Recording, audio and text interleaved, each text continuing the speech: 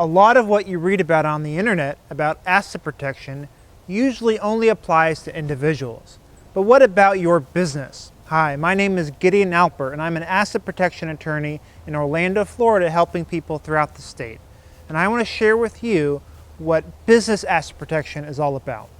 For business, the main difference in asset protection planning as compared to individuals is that the many statutory exemptions that you might read about provided by Florida law usually only apply to individuals. You may have come across terms such as the head of household exemption or the homestead exemption.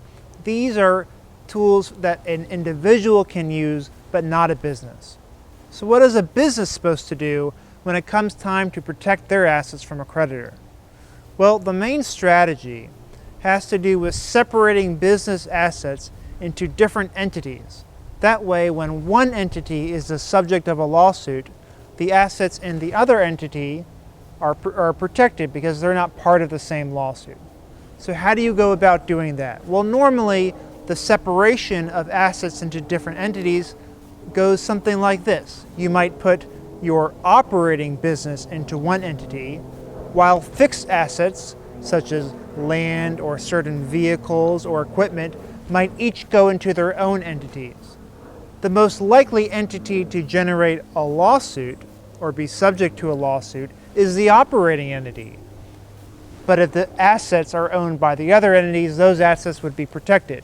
The operating entity would merely lease the fixed assets from these other special entities.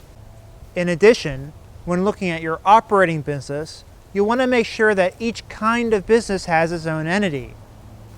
Finally, it's important to make sure that you have sufficient business liability coverage that covers all of your business operations.